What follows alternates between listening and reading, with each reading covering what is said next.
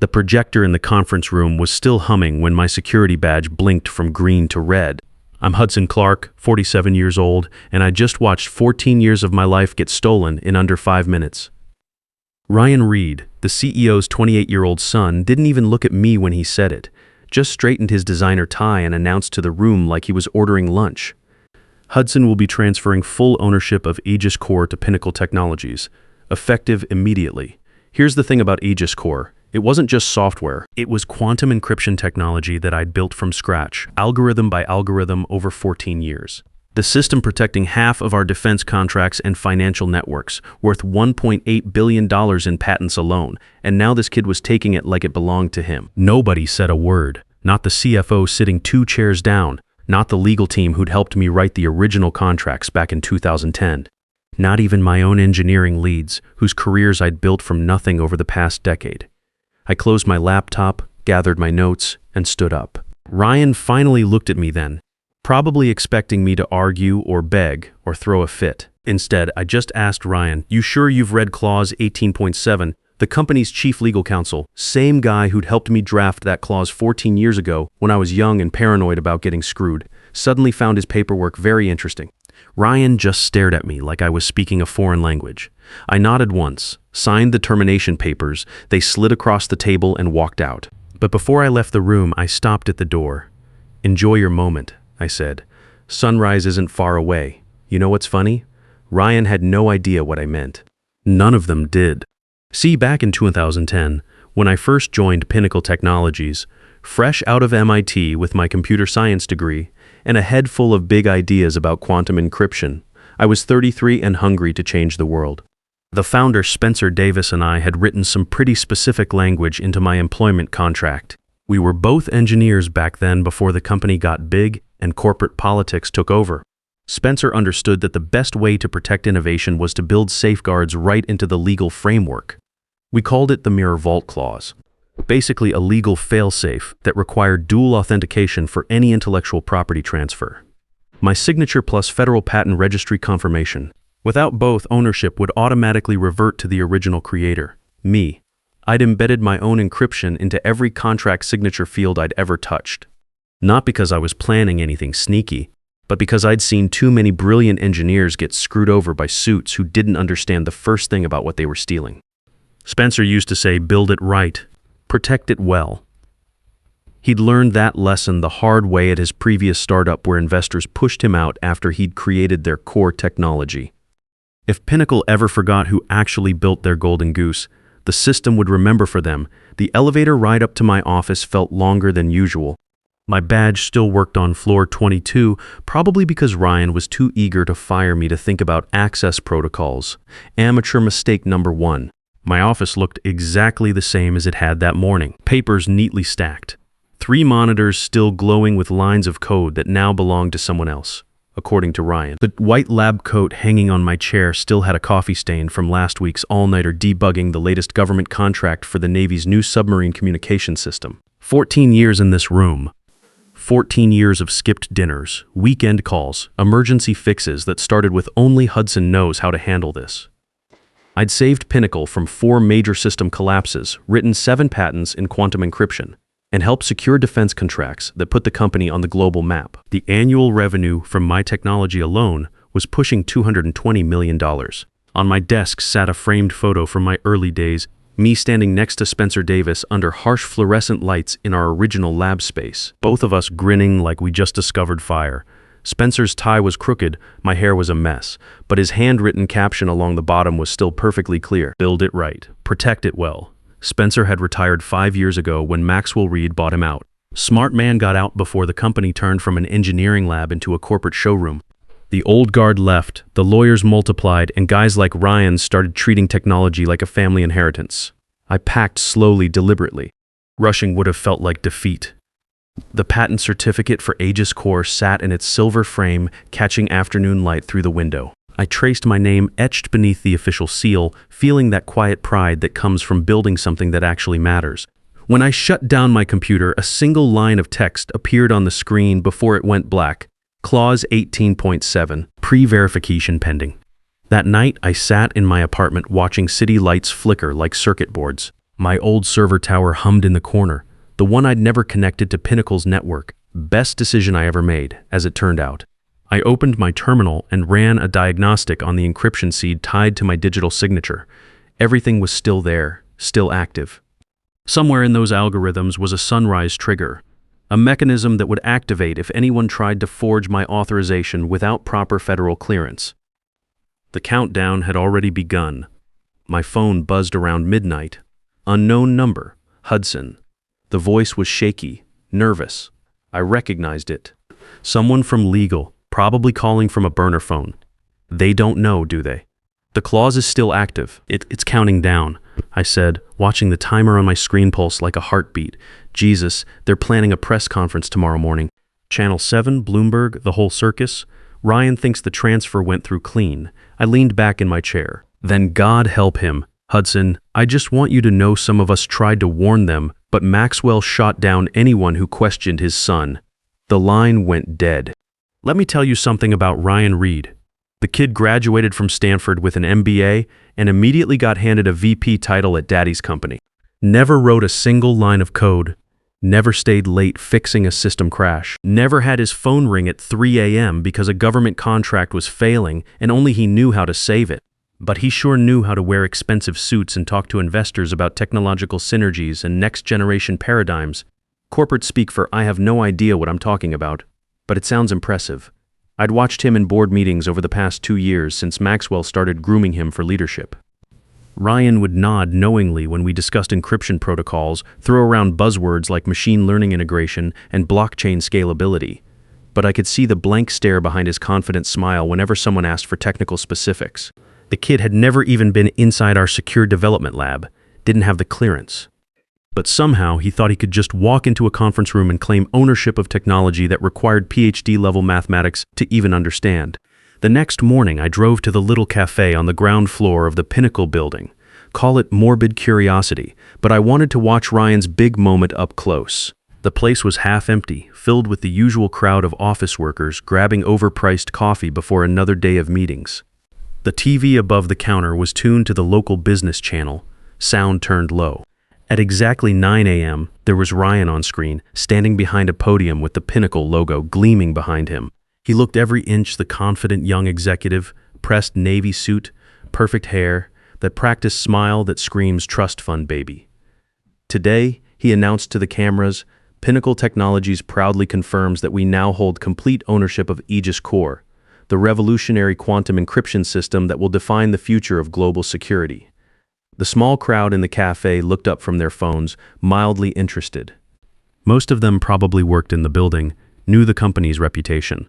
Ryan was their golden boy, the next generation of leadership. I ordered a black coffee and found a table by the window where I could see both the TV and the street outside. The bitter taste seemed appropriate. This breakthrough represents 14 years of collaborative innovation, Ryan continued, and I almost choked on my coffee. Collaborative, right? Under Pinnacle's guidance, this technology will now reach its full potential in protecting America's most critical infrastructure. The ticker at the bottom of the screen read, Pinnacle stock jumps 12% on technology acquisition news. Here's what made me angry. Not the theft itself, but the way he was selling it. Ryan was up there talking about patriotism and national security, wrapping himself in the flag while claiming credit for work that had cost me 14 years of my life. The worst part, he actually believed his own BS. You could see it in his eyes, that absolute certainty that he deserved this, that his last name made him entitled to other people's achievements. Around 10:30, my phone started buzzing with messages, former colleagues, mostly junior engineers who'd worked under me over the years. Is it true? Did you really sign over Aegis? Heard you got fired? What's the real story? Ryan's claiming he led the development team. We know that's garbage. I didn't reply to any of them. What was the point? In a few hours, the truth would speak for itself. But I did think about those engineers, good people who'd learned their craft working on my projects. Sarah Martinez, who'd started as an intern and was now leading our financial sector encryption team. Kevin Thompson, who'd figured out how to optimize our authentication protocols for mobile platforms. They knew who'd really built Aegis Core. They'd been in the trenches with me through countless debugging sessions and system upgrades.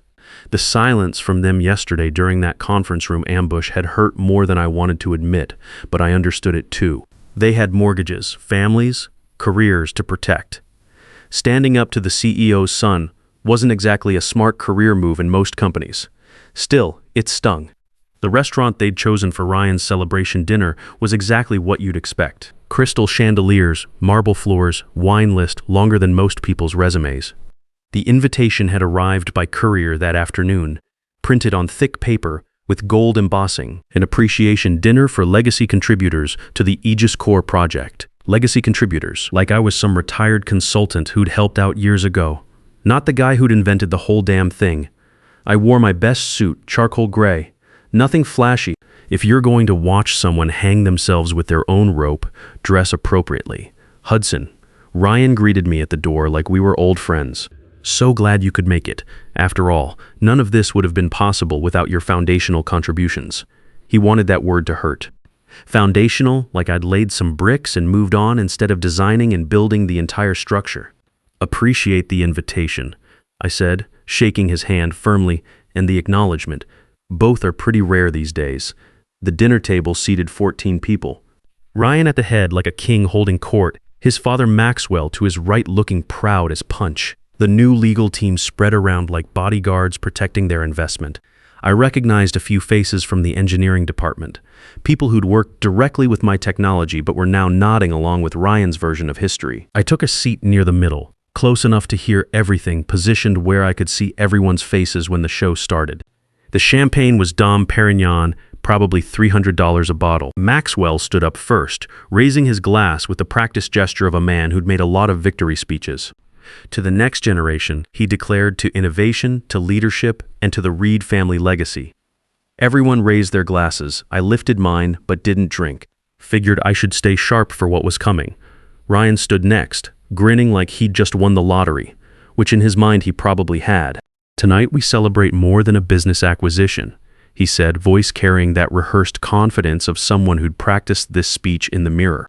We're celebrating the future. Aegis Core now belongs fully to Pinnacle Technologies, integrated into our corporate structure, ready to revolutionize how America protects its most sensitive data. He looked directly at me when he said fully belongs. The little punk was enjoying this. Integration can be tricky, I said casually, cutting into my steak. Complex systems are sensitive to ownership transfers. You just want to make sure all the proper authorizations are in place before you flip the switch. A few people around the table chuckled, thinking it was just technical shop talk. Ryan's smile flickered for half a second before he recovered. Our legal team assures me everything is properly documented, he said, but I caught the slight edge in his voice. Good, I said, taking another bite. Just make sure someone backs up the core systems before sunrise. You know how finicky quantum encryption can be during ownership transitions. The way I said it, casual, conversational, like I was reminding him to check the weather forecast, made a couple of people pause mid-chew. Maxwell Reed was watching me now, probably trying to figure out if I was making some kind of threat or just offering technical advice. Truth is, it was both. Dinner continued with the usual corporate small talk, market projections, expansion plans, industry gossip. I answered the polite questions about my transition plans with the standard responses about consulting opportunities and taking some time off. What I didn't mention was the 14 years I'd spent building safeguards into every system I'd ever touched at Pinnacle. Call it paranoia, call it professional insurance. Either way, Ryan was about to get a very expensive education in intellectual property law. I thought about Spencer Davis, probably at home in his study right now, maybe reading a book or working on one of his woodworking projects. He'd tried to warn me about the corporate types when Maxwell first started making noises about buying him out. They see technology as a commodity, he'd said, something you can trade like pork bellies or crude oil.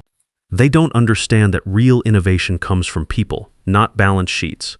Spencer had built Pinnacle from nothing back in 1995, starting with just 3 engineers in a rented office space. I joined during the company's second growth phase, when we were landing our first major government contracts. Those were good days. We worked hard, but we were building something that mattered. Every line of code had purpose. Every system we designed made the world a little bit safer. Now look at it. Boardroom politics, nepotism, and MBA graduates who couldn't debug a Hello World program if their trust funds depended on it. Halfway through dessert, a server appeared with a cream-colored envelope. Federal letterhead, official seal, The kind of mail that makes corporate executives break out in cold sweats. Urgent delivery for Mr. Ryan Reed, the kid said, looking nervous. Ryan frowned, probably wondering who'd track him down at a private dinner. He tore open the envelope, and I watched his face go from confusion to concern to something approaching panic. "What is it?" Maxwell asked. Ryan cleared his throat, trying to keep his voice steady. "Just a routine compliance check.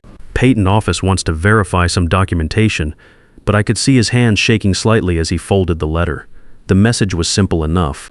Federal Patent Registry requires immediate verification of signature authorization for patent number US 10,847,392.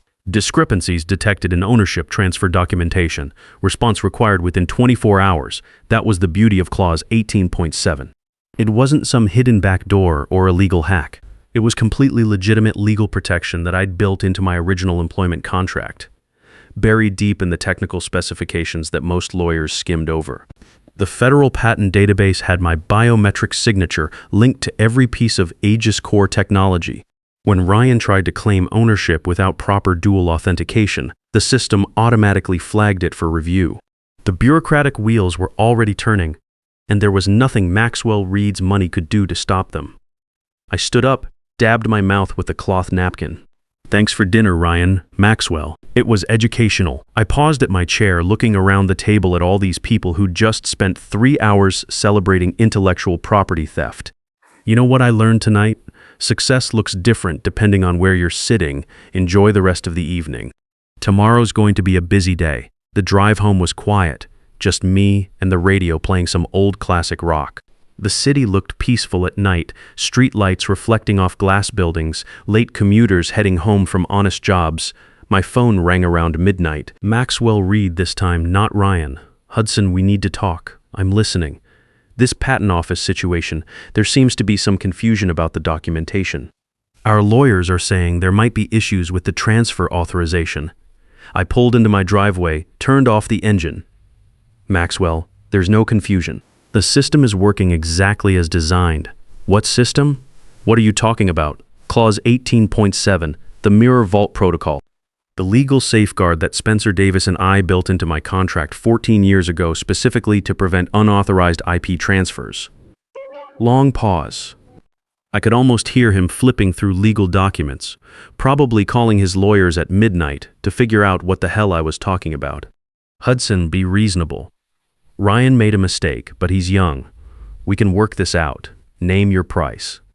"This isn't about money, Maxwell." "Then what? You want your job back? A promotion? Equity stake?" I looked up at my apartment building, lights scattered across the facade like stars. "I want integrity back in the industry. I want merit to matter more than last names. I want 14 years of my work to be recognized for what it is." "You're talking about destroying the company over hurt feelings. I'm talking about enforcing the law. The same law your son ignored when he decided to steal my life's work." Maxwell's voice got harder. "You do realize Ryan's announcement has already moved the stock price. Investors are committed based on our ownership of Aegis Core. If you pull some legal stunt now, you'll wipe out millions in market value. Then you should have thought about that before you let your boy play with patents that didn't belong to him." I hung up and went inside. The next few hours were the longest of my life. Not because I was nervous, the legal framework was solid, the technology was foolproof, and the federal database doesn't lie. But because I was about to watch 14 years of relationships and history get reduced to lawsuit documents and SEC filings. At 4:30 a.m., I was already awake, coffee brewing, watching the first hint of dawn creep across the skyline. My laptop showed system diagnostics running in real time, minus of encryption seeds synchronizing with federal databases, authentication protocols verifying digital signatures. The Mirror Vault was fully activated now. Every Pinnacle system connected to Aegis Core was pinging the federal registry, asking for confirmation that Ryan Reed had authority to access Hudson Clark's intellectual property. The answer, of course, was no at exactly 5:45 a.m. As the sun cleared the horizon and painted the Pinnacle building golden, every light in the tower began to flicker. Not a power surge, something much more systematic. It was sequence activation. The Sunrise Protocol Spencer Davis and I had designed as the ultimate failsafe, triggered only when someone tried to steal patented technology without proper authorization. I finished my coffee and got dressed. Time to watch justice work the way it was supposed to. Inside the Pinnacle Tower, Ryan was probably standing in the main conference room getting ready for another press briefing, maybe practicing his victory speech, talking about how Pinnacle Technologies was now the undisputed leader in quantum encryption technology. Then the screens went dark. Every monitor in the building flashed white, then displayed the same message in bold black letters: license revoked. Federal Registry override activated. Authorized owner, H. Clark. I didn't need to be there to know what happened next.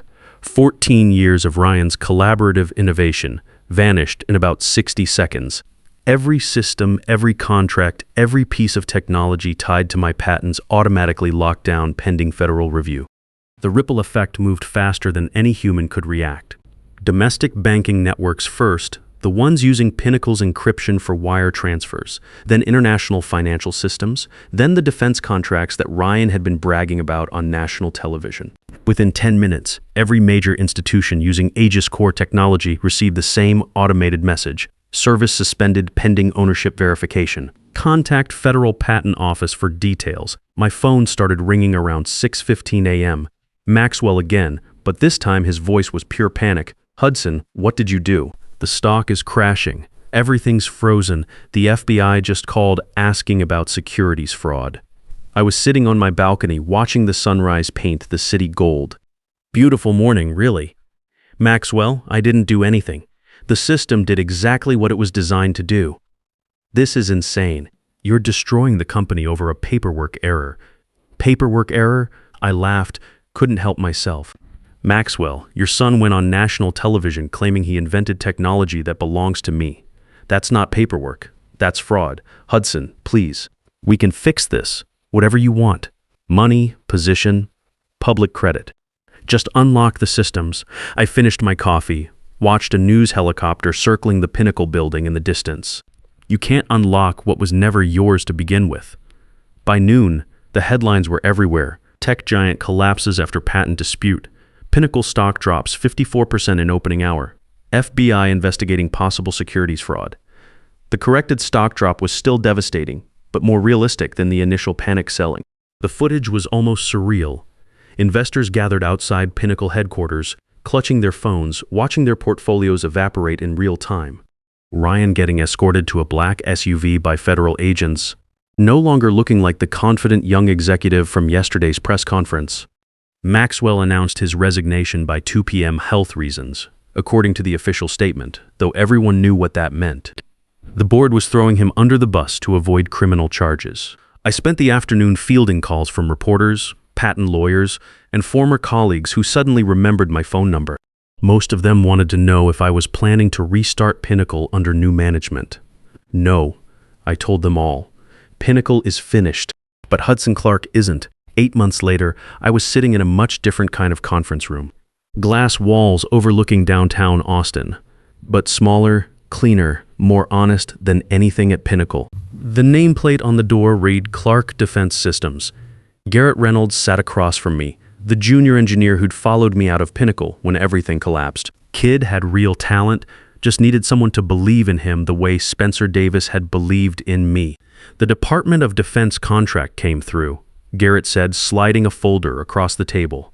$1.8 billion over 7 years. They want the next generation of Aegis technology for the new satellite defense network. I opened the folder, scanned the numbers. It was exactly what I'd been hoping for, recognition that the technology belonged to its creator, not the corporation that tried to steal it. What about the team? I asked. Sarah Martinez wants to join us. Kevin Thompson, too. Half the engineering department has already put in applications. Word's gotten around about how we do business here. I leaned back in my chair, looking out at the city below. Somewhere in that skyline, the old Pinnacle building sat empty for lease signs in the windows. Ryan was working at his uncle's insurance company in Phoenix, probably learning what it felt like to earn a paycheck instead of inherit one. Maxwell had retired to Florida, keeping a low profile while the SEC finished their investigation. My computer chimed with a new email. Subject line, Federal Innovation Award, Lifetime Achievement Recognition. The message was from the Patent Office, officially recognizing my contributions to national security technology. 14 years after I'd started building Aegis Core in a cramped lab at Pinnacle, The federal government was finally acknowledging who actually deserved the credit. I forwarded the email to Spencer Davis with a simple note. Built it right, protected it well. His reply came back 5 minutes later. Proud of you, kid. Justice took its time, but it got there. Looking back now, the whole thing wasn't really about revenge. It was about truth, about making sure the people who create things get credit for creating them, about proving that integrity and patience can beat arrogance and entitlement even when the deck seems stacked against you. Sometimes justice doesn't come with sirens and handcuffs. Sometimes it comes quietly, like the sunrise, changing everything without making a sound. And sometimes, if you build your safeguards right and wait for the perfect moment, the truth protects itself. I learned that the most powerful revenge isn't destroying your enemies. It's building something so successful that their betrayal becomes irrelevant. When you create value that can't be stolen, you win not just the battle but the war. The real victory wasn't watching Pinnacle fall or seeing Ryan get arrested. It was proving that in a world obsessed with shortcuts and connections, there's still a place for people who do the work, pay their dues, and build things that matter. They say patience is a virtue, but I think it's more than that. Patience is strategy. It's the difference between reacting to what happens to you and controlling what happens next. Sometimes the best move is the one you make 14 years in advance. Success isn't just about what you build, it's about how you protect it. The smartest engineers don't just solve today's problems, they anticipate tomorrow's betrayals. Trust the process, but verify everything.